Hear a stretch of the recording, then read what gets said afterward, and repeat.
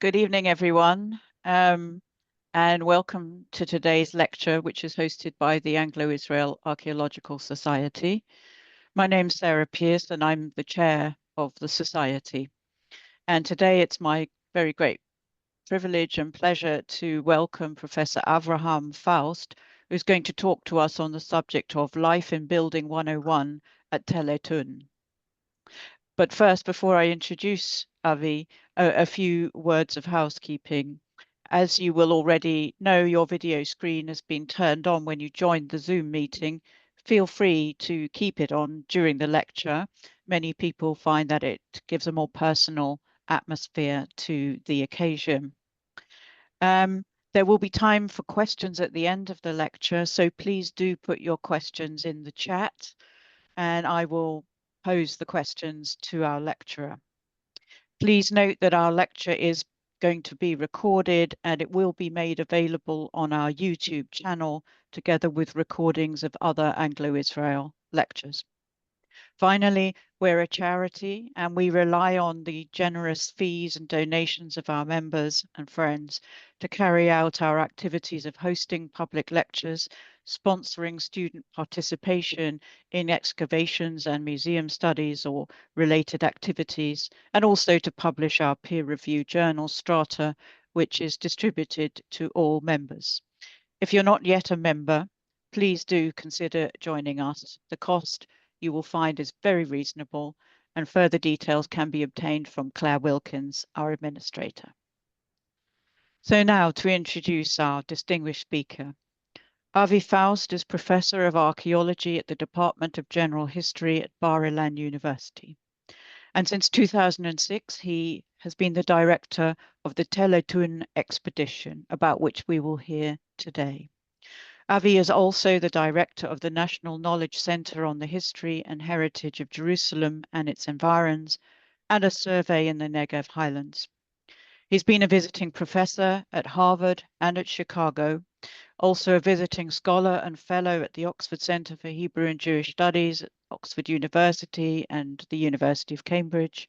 And he is also a research fellow at the Zinman Institute of Archaeology at Haifa, as well as a corresponding member of the Archaeological Institute of America. We're also very much looking forward to welcoming Avi next year as our AIAS lecturer when he will give a series of lectures on a tour of the UK. You may well know Avi already as the author of award-winning books on ancient Israel's ethnogenesis and on Iron Age archaeology, as well as many articles on broader subjects in Israeli archaeology. His hundreds of publications include Israel's Ethnogenesis, published in 2006, which won 3 major book awards. He's also the author of The Archaeology of Israelite Society, of Judah in the Neo-Babylonian period, of the settlement history of ancient Israel, of the Neo-Assyrian Empire in the southwest, and with Zev Faber of the Bible's First Kings, published this year, 2025. Avi's research interests are very wide-ranging, including the archaeology of the land of Israel in the Bronze and Iron Ages, especially from perspectives informed by sociology and anthropology, as well as aspects of settlement archaeology, the interactions between the urban and the rural setting, socio-economic differences, ethnicity, and processes of social complexity. And I think many, if not all, of these areas of expertise will be showcased and fundamental in today's lecture on Tel Eton. Welcome, Avi. May I hand over to you to give your lecture? Thank you. Okay, thank you. Thank you very much for the kind words and for inviting me. And I'll try to cover as much ground as I can in the next 35 minutes or so. So thank you. And I will talk about life in building 101 at Tel Eton. And I will be able to speak about only some aspects. So first I'll introduce the site. This is Tel Eton. You can see it in the southeastern Shephelah, Israel. You can see it, I assume you all know, on the Eastern Mediterranean. We're talking about here. And this is the site, not far from Lachish. You can see it on an aerial image. This is an aerial image. Oh, sorry, this was a satellite image. This is an aerial image of the mound. This is the plan of the excavation, and I'm going to talk about this area on the top of the mound on the highest part of the Tel. And this is the building that we excavated. It is a major find, the major architectural element in the uppermost part of the Tel. And you can see the building. It's what I call a longitudinal four-space house, what you're usually perhaps familiar with the term four-room house. Now, I hope I will not be tempted to talk about four-room houses at a general today. I mention them here and there, but this is not my topic, okay? So I might hint to the bigger questions involved, but I'll try not to talk about them. We call it, this specific building, the Governor Residency. It is located, you can see it here on the highest part of the mound, overlooking large areas, that's the most part of the mound, and large areas around it. It is 225 square meters on the ground floor only. So this is quite large. It belonged to the let's say to the first percentage in terms of size of buildings in the Iron Age. There were massive preparation that preceded the building. It follows meticulous planning. I'll say a few words about this in a minute. The quality of construction, which includes ashlar stones at the entrance and corners, you can see it here, is also quite impressive.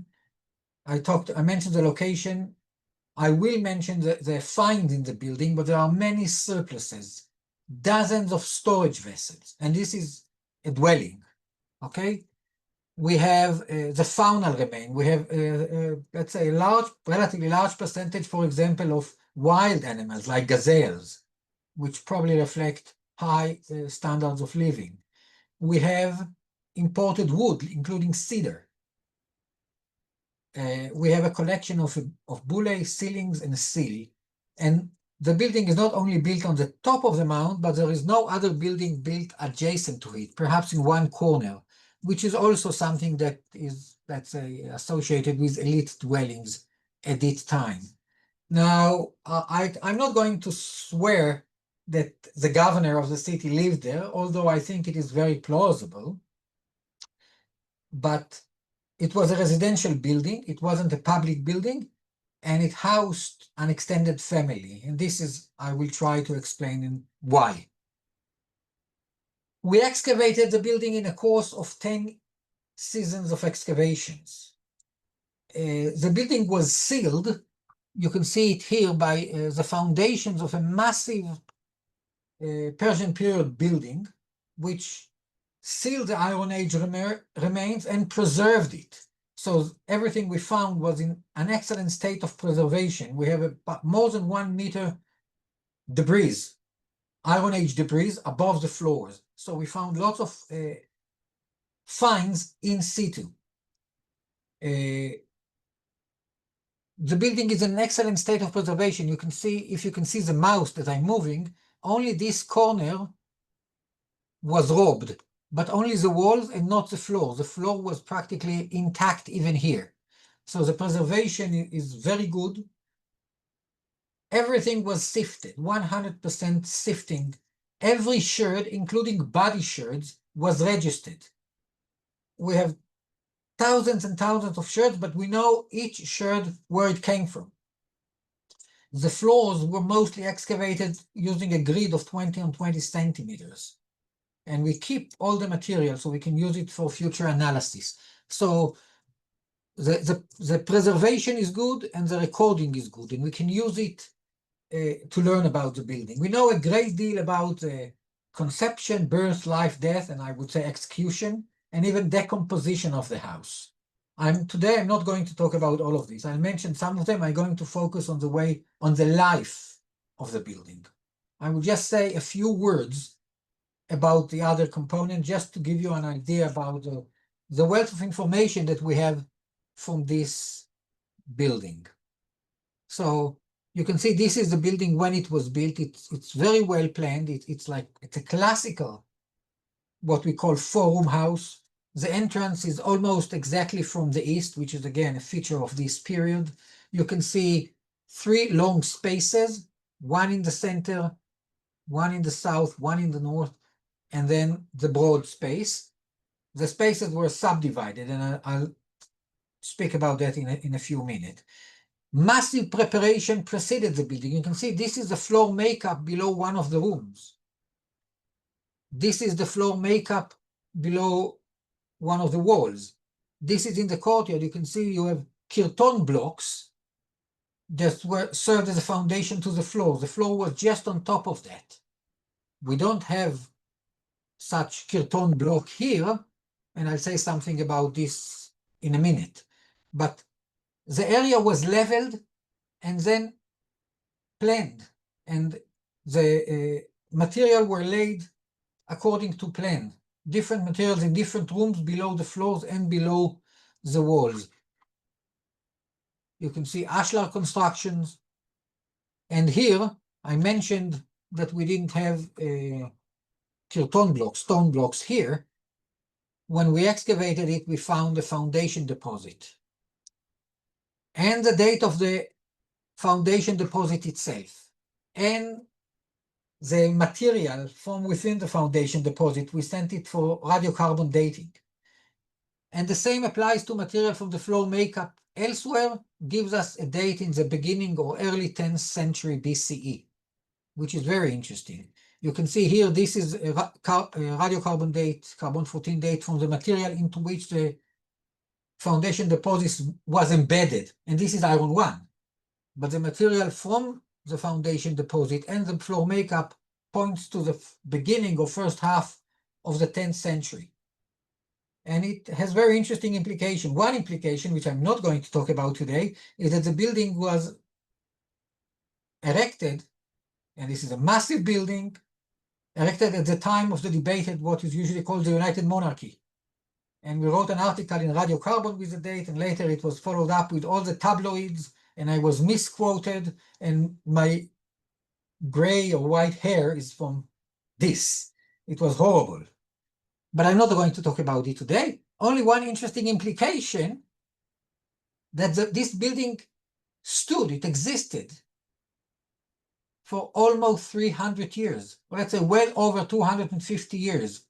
The same outer walls. There were changes inside the building, but the building stood for a long period of time. And I think that's something we should bear in mind when we talk about archaeology at large. Often we know a lot, and I'm going to talk a lot about what happened when buildings were destroyed, where strata were devastated, but we know very little about what preceded it and how long each stratum existed. We know a great deal about changes in the history of the building. For example, and again, just as an example, this is how the building looked like. I hope you see the mouse that I'm moving, but to the left, you see, this is the plan of the building when it was built. This was the plan of the building when it was destroyed. I'll focus on it in 1 minute.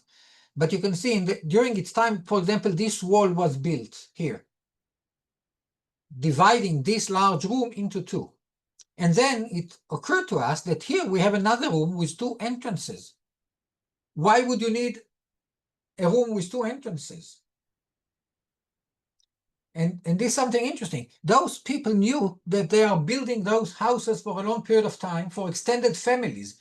And extended families have a life cycle. It changes. Sometimes you have many children and grandchildren living in the house, and you need more division, more rooms. And sometimes you need less rooms. You can open spaces.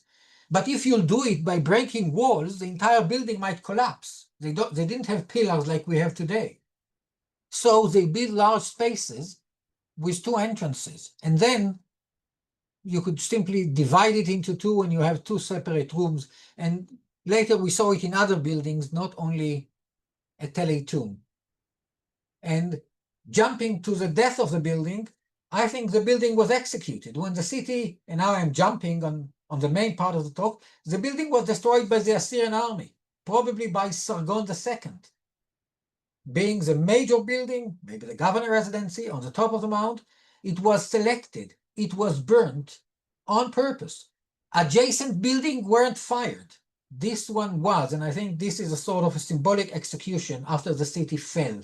By the way, it fell. We found dozens of arrowheads inside the building. We can even reconstruct where they were shot and how the city was conquered.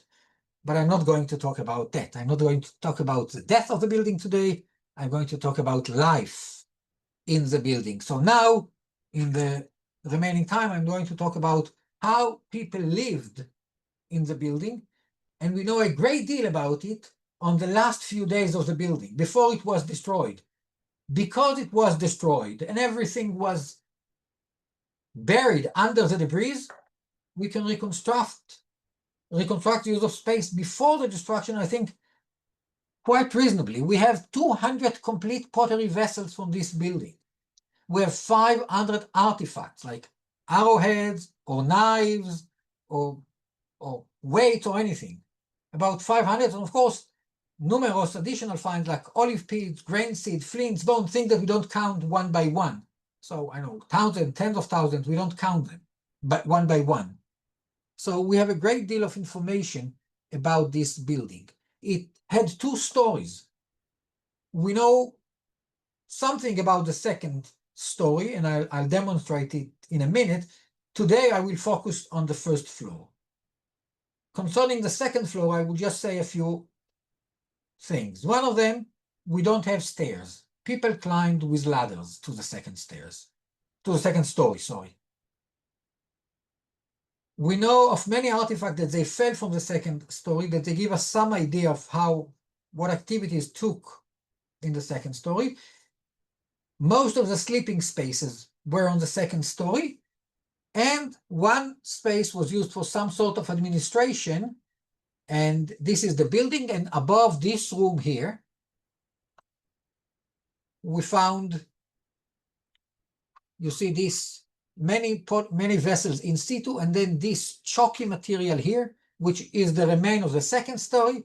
And on top of it, we found a nice collection of bullae and a seal that fell from this story. So some sort of administration took place on this story. But I'm going to talk today about the first floor, on which we have, as I said, much more detailed information than on the second one. So I'll begin by just walking room by room, and then I'll try to synthesize it.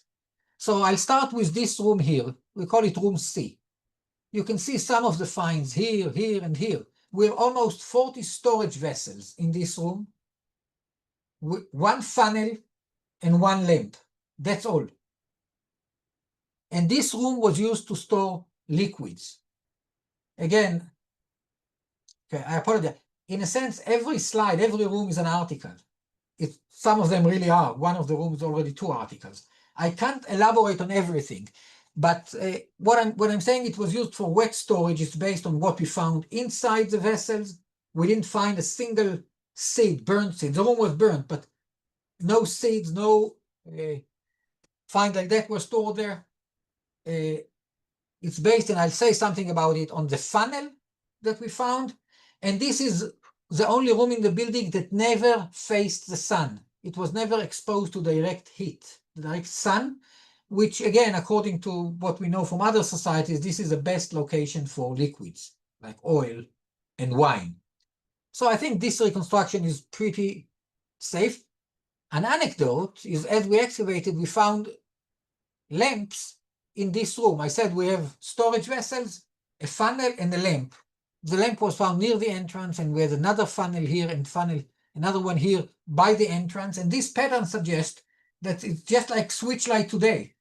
You know, when you put the light switch at the entrance, right? There's no point in going into a dark room and then looking for it. By the door. They often left the oil lamp by the door. They came with a source of fire, lit it, and then went around their business in the room.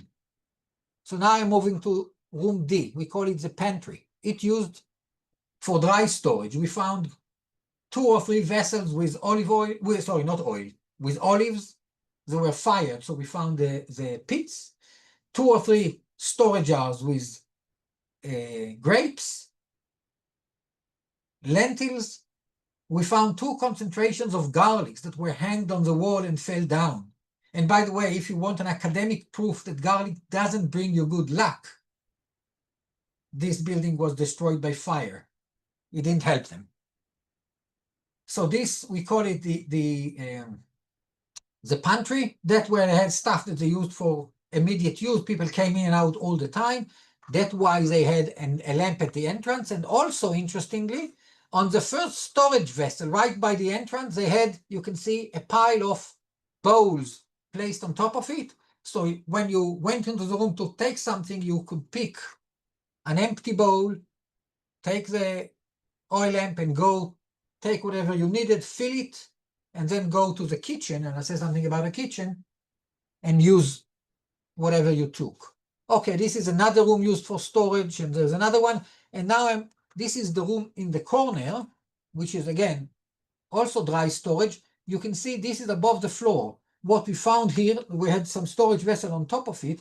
What we had here is a very large amount of burnt material, and when we sifted it, it was wheat. The wheat was stored apparently in sacks as they were fired.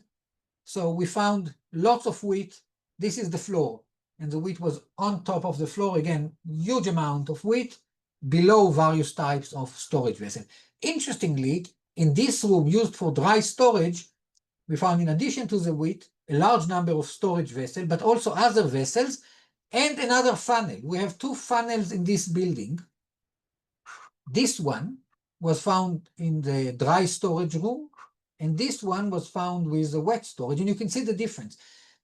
The funnels are have the same height exactly, and the opening, the diameter of the mouth here at the bottom is identical in all two, and they fitted nicely the typical storage jar of the period. The difference between them, you can see, is in the size of the bowl and in the shape of the ring. This one is open and this one is closed. And this is in line when you want to funnel wheat, you can have a large bowl because it drains slowly. And if something falls out because it's open, you can pick it up. If you want to funnel liquids, you don't need a large bowl because it drains very quickly. On the other hand, you want it to be closed because every drop that would fall on the floor would be lost. So you have the shape differently. And this is, again, as I said, it's another minor support for the idea that room C was used for liquids. We found two large concentration of loom weights, one in this room, which I didn't talk about yet, and two in the courtyard, large.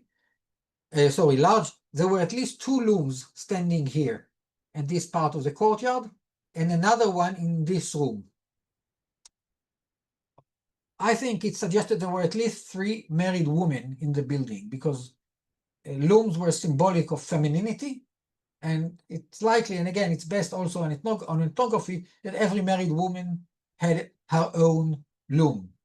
And why one here and 2 or 3 here, we'll get back to that in a minute. So moving to this room with the loom, this is what we call the kitchen. We have 5 cooking pots, many other objects, the large loom, a storage installation, and perhaps the remains of tabboon. So this is where the food was prepared for the entire house, for the entire family. I will say something about room B and J in a minute, but you can already see an interesting division if you have a structuralist bent between right and left, between storage and living, perhaps between masculine and feminine, but I'll elaborate in a minute. And in the center, you have this open courtyard. Room J, I said we have 200 complete pottery vessels.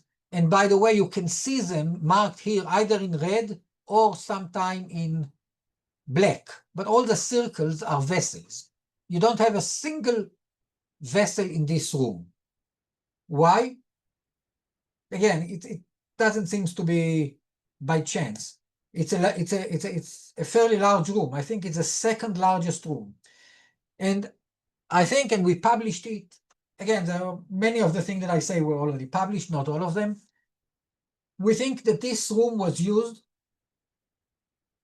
to house people that were regarded as impure. I know that for us, impurity seems something like, in the 20th and 21st century, we don't, all traditional society have concept of purity and impurity, and they treat it with utmost care. And I'm not going to read all those verses, so don't try, but we have good reasons to believe that in the biblical, or in a perception that survived in the Bible, but I think this perception was shared among many. It's not that the Bible prescribed it, the Bible preserving. Pottery was regarded as something dangerous, as something that as a potent material that you cannot use unless you purify it. And pottery cannot be purified, so you cannot use it if it is impure. And again, this is quite explicit in some text here, and in this one it's implicit. And we are familiar with it from later period, from the late Second Temple period, but I think the root of the idea is here. And by the way, in many cultures you have substances that are regarded as either potent or dangerous, and I think that pottery filled this in Iron Age Israelite society. And by the way, just as another indication, this is a pottery that was found after a few seasons. After a few seasons, it was too complicated to bring all of them for a photograph. But this is after 5 seasons. This is a very wealthy building. Not a single vessel from this building is decorated nor imported. So obviously they had something, they used pottery, but somewhat different way. So I think the reason that there was no pottery in this room, because they used other material. And again, I said, we look at purity as something strange, but all culture, and this is the quote, appear to make some distinction between clean and unclean things, between pure and polluted objects, actions, and people. This is universal, at least in traditional societies. What is pure and impure might differ between cultures, but the idea that there are impure and pure things is probably universal. And the menstruation taboo, for example, is apparently, according to the literature at least, it is universal.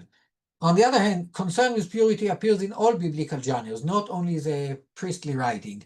You can see it even in stories in Samuel about David and Bathsheba. So the idea that it's inevitable that they had this idea. Now, how do you deal with impurity? Most societies drive impurity away, put it in a different building, outside the village even. And this is a common, you see it in Africa in many places, in North America, Native Americans. This is the commonest solution. It also was the solution used according to the textual evidence in Mesopotamia. Rarely you can accommodate impurity within the dwelling, but this is far more complex. As an anecdote, I can say that years ago, we presented not this idea, but just something very vague about the possibility in forum houses to separate pure and impure. And a noted biblical scholar came and said, the bottom line, and I don't have much time to say the anecdote, it's interesting, but in its entirety, the bottom line, he said, Jacob Milgrom, if some of you might be familiar with him, and he said that what's interesting is that in the priestly purity laws, the laws do not assume that the impure individual, usually women, of course, because the laws are very biased, but they don't assume that the woman is leaving the house. It assumes that she is staying in the house. Now, if you know that those were the Iron Age buildings, you can understand how is this possible. I'm not saying that the buildings were built to accommodate the law, vice versa. The law could have been written when people lived in such building, because if you look at this building, you can see that once you enter the courtyard from this is access analysis, but that put it in a formal graph. But basically here you are outside, you see you're outside the building. This node is the central courtyard. And from here you can go into every other room directly. You don't need to cross spaces. You don't need to go into one room in order to get to another room. And it has a few implications. And for our purposes, I just say, if you want to regulate contact between people and to prevent, let's say, pure and impure people get in touch, this is the only possible plan, because nobody has to go through, no pure individual have to go to through a space in which impure individual might stay, and vice versa. So this idea, this, let's say, mental template or understanding of space enabled such law to develop and enabled impure individual to stay in the house. And again, we published this idea in a few journals. You can see here the possible interaction within the building. It's a room that offers the most privacy. You can go in and out without meeting walking paths of other people. You can see it here. With the exception of through the entrance, you don't have to meet any other individual. So in terms of the use of space and the architecture, it fits nicely. And I think that the people there used either metal objects or wooden objects. Wood was cheap. And by the way, we have 300 charcoal that were checked to see which wood they came. From this room, we had the greatest variety of types of wood. And I think it's because they have many vessels made of wood. And it solves this problem. And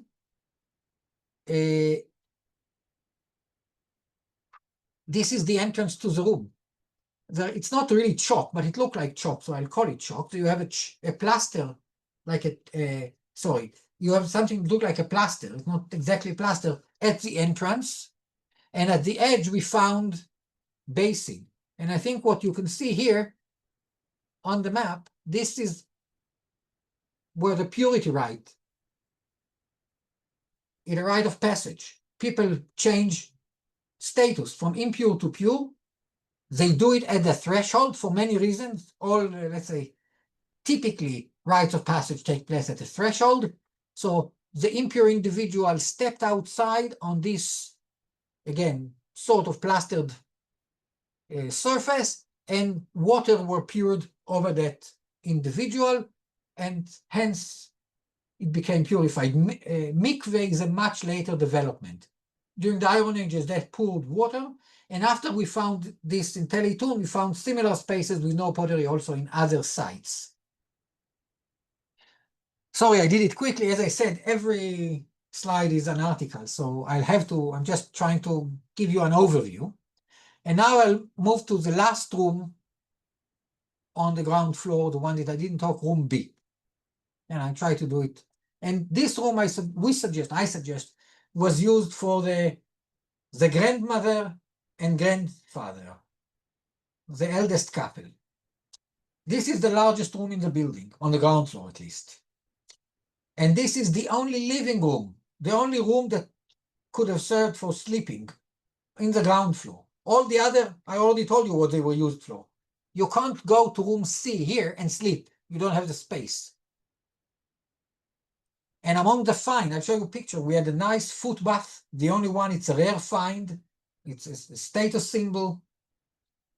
We have a nice knife. Cedar wood. We have a few charcoals of cedar, and I think it was from, again, it's a guess, but I think it was used for furniture, maybe a chair. We have a nice platform here and a bench. The bench, by the way, went along the entire southern part of the oldest room in which people acted, the kitchen and this room, but it also is in line with living in the room. I wouldn't go and detail all the finds, but you can see this is the foot bath. It's very unique. It's distinguished. It's an indication of high status, and that where you expect to find it with the elders. And elders doesn't mean just a term of age, but of status in most societies, including ancient Israel. This is the knife. And this is the visibility from the entrance to the room. you see the entrance to the building, the entire courtyard. So if you sit there, you can think about the grandfather at old age, like the story of Abraham. Abraham said outside the tent, but here it's inside the building, sitting here and seeing everything, controlling everything. So I think this is the room that where the patriarch and matriarch lived. As I said, it's a large room, the only living room on the ground floor. We have unique finds. You control the entire area. You have the cedar, which my guess, and it's a guess, was used for a chair. And you don't need to climb to the second story. Again, from a certain age, when you go up and down a few times a day, it might become difficult. So it makes sense that if you have one living room on the ground floor, it will be used by the elders. So you can imagine, as I said, the grandfather sitting on the cedar chair at the entrance to the room, watching everything, entertaining guests, and using the foot bath. And you can ask, what about the grandmother? Why am I saying just grandfather? Well, in traditional societies, the grandfather can sit, the grandmother work. And what we have here, and now I'm trying to connect a few dots together. This is the room when I just suggested that the grandparents lived. This is the kitchen. But you see, you have the large courtyard, which I didn't say much about. But at some point, the courtyard was subdivided by these walls. These are not very high walls. These are shallow walls, but they created what you see, A1, a separate space. And I think room B, room I, the kitchen, and A1, this part of the square, are part of one unit. You see, these walls, it's very shallow. It's, I don't know, 30 centimeters high. It doesn't make sense. You see, it completely blocked the entrance. You don't have a doorway into this part of the courtyard in these two rooms. You just can't. But on the other one, you just have to lift your leg and go over it. So why build it? And I think the idea or the explanation lies with the roles of the grandmother. The grandmother was responsible for the children, for the grandchildren. It's common in traditional societies. The daughters-in-law could go to work in the field or whatever. The grandmother, who is responsible for the house, for the kitchen, for everything in the house, she is responsible for the children. And when you have babies, you don't want them to go all over the place. Today we have, when you have stairs in the house, you have something that you build like a fence that you can build that prevent children from going up and down. And I think that was something similar. It prevented babies from going to where they were not supposed to go. It didn't prevent adults from going in and out. But it made room B, the living room, room I, the kitchen, where the grandmother ruled the kingdom, where she prepared the food, where she had our loom, including the space where the children could wander, the babies could wander into the courtyard.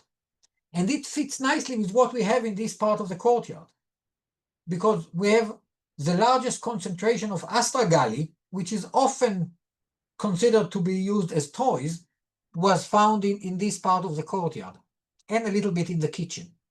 So it supports the suggestion that this is where children played. And in this part of the courtyard, you don't have many pottery vessels. You have one large storage jar that stood here, but babies don't break storage jars. And this storage jar that was right here fit nicely, again, with the elder couple living there. So they have like water immediately for their use here, but also with babies going around because they can't break it. And you don't have lots of other, let's say, mobile objects in the room. So I think this room B, room I, and A1 were like the grandparents' suite, so to speak, where they stayed. They could enter, other people could come in and out, of course, but this was their part of the house. Now, building 101 is a unique example. For example, the study of the elderly, and this is an article that was accepted for publication and wasn't published yet. is in the process. How much do we know about the elderly in antiquity? Hardly nothing. Hardly any papers were written about them. But when you have such a detailed set of data, such excellent preservation, we can get insight. And again, what I gave you here is really in a nutshell about how people live their lives on a functional basis, on a symbolic basis.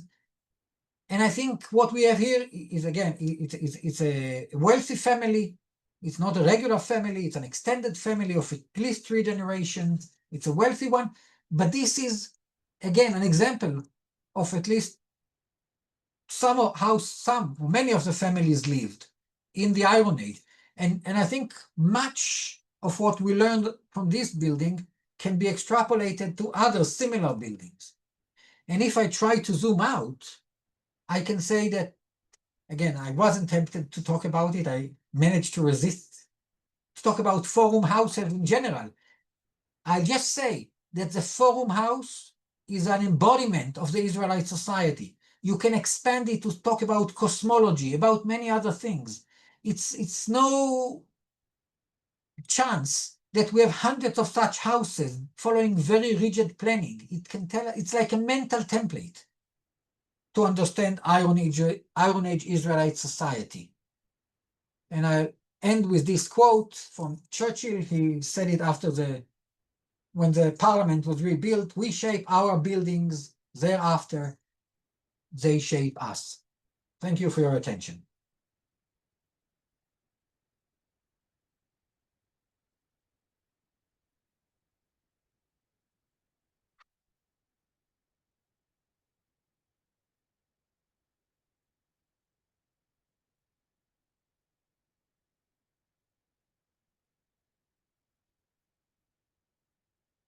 Okay. If there are any questions. Oh, sorry, Avi. Sarah's just having some trouble unmuting herself. Let me just do that now. Sarah, if I do that, does that work for Yes, you? thank you very much. Thank you so much, Avi, for a wonderful lecture. And thanks, Claire, for that. So we have some questions already from Martin Ben Natan. Where did the people get their water from? Okay, that's a good question. I assume, we didn't find it yet, but I think there was a water system in every city. And I'm quite positive there was one on the mound. And but mostly, let's say on a daily basis, they got their water they stored rainwater and they stored it in storage vessels. And I think that's part of let's say, what they used for daily basis. When they needed more water, they could go and take it. In this case, we don't have a spring by the tail, but probably from the water system, and fill storage jars. And for example, the storage jar that I mentioned by the entrance to room B, it's most likely was used for water, and it was just filled. Anytime it was, got half empty, it was filled with fresh water, and people could take the water from there on the daily basis. Thank you. And a question from Samantha Supes. Could room J have been used for second story access?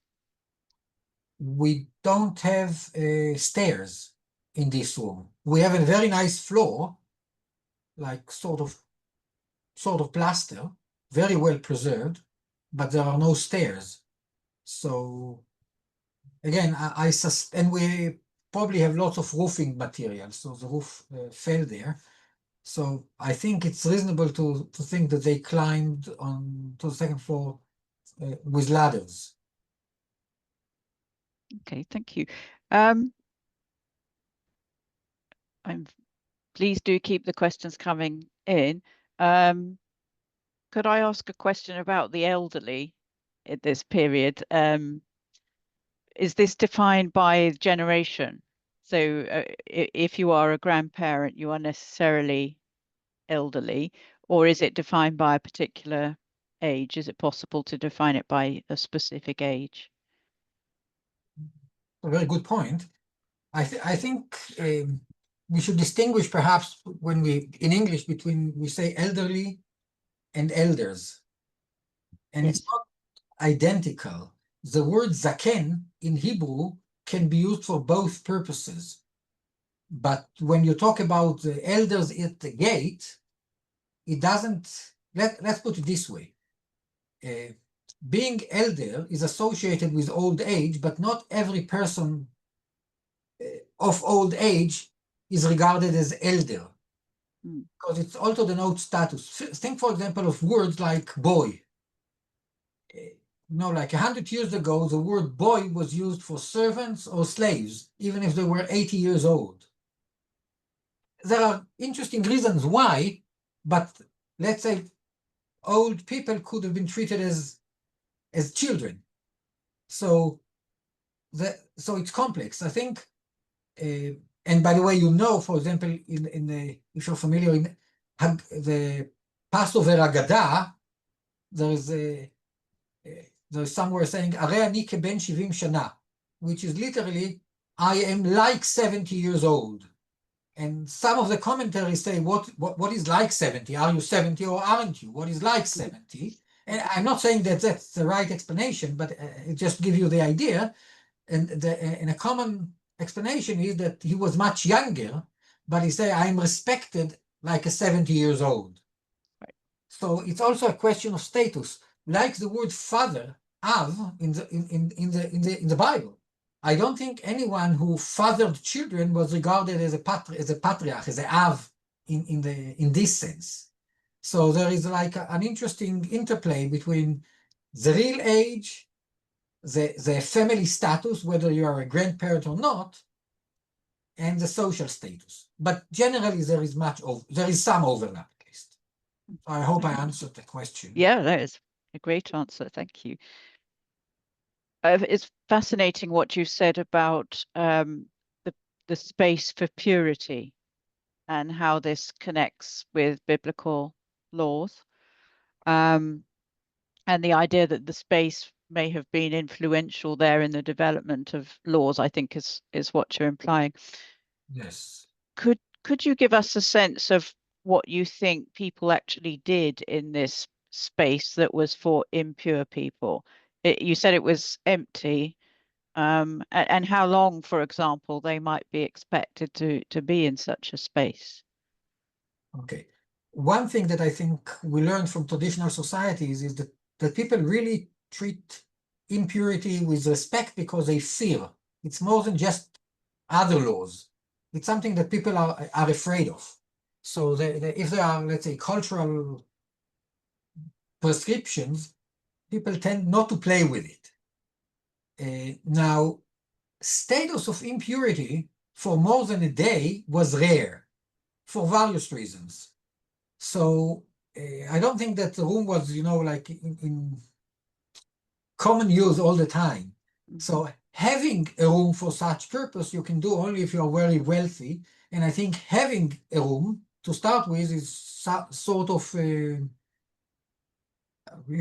combination of, I don't know, virtue signaling, perhaps, and showing that you are good, and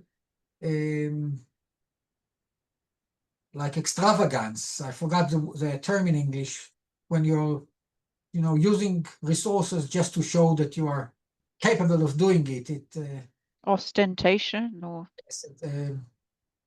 Conspicuous consumption. Conspicuous consumption, yes. I yes. think having this room is showing your status to start with. But again, if I follow, and here I can either use ethnographic analogies, and here I like Jacob Milgram's interpretation of the text of the priestly laws, because according to him, if you really follow the laws to the letter, the law doesn't expect impure people not to be completely isolated. There are specific things that they are not supposed to do, because then they will defile or make the other people impure. But as long as they are careful, they can do most of the daily activities. And again, I don't think that the architecture was built following the legislation, but vice versa. So I think this was a common perception perhaps among the population, and the laws simply wrote it down one way or the other, perhaps not accurately, perhaps other ideological dimension to it. So if I follow Milgrom, and again, I like Milgrom's interpretation because I think it fits the archaeological data that I have. It explains it. So the people who stayed there, and again, it was mostly women, because the law is, like most laws in antiquity, is androcentric, could go and they didn't have to be isolated, just have to be very careful. And by staying in a different room, it let's say it limited unintentional interaction to minimum. And when they were out, they just had to be conscious on what they are doing and what they were not supposed to stand over something or thing like that. Thank you. And you mentioned something like toys for children. Could you expand a little on that, please? Okay. So, well, first of all, I have to admit we didn't find toys as such. I would have loved to find something, small object that are traditionally interpreted as toys. What we did find are astragali. It's bones that are considered by archaeologists and historians for a long time as being used by children for play. So I'm just following this common interpretation and noting that we found the largest concentration of astragali was found in this room, and some were found in what I just called the kitchen. Right. So, and other than that, what I can say is just circumstantial, like the complete blocking of this space, so people could not come in and out, and the fact that we didn't have many pottery objects, with the exception of the large storage jars, etc. Thank you. Are there any last questions from the audience?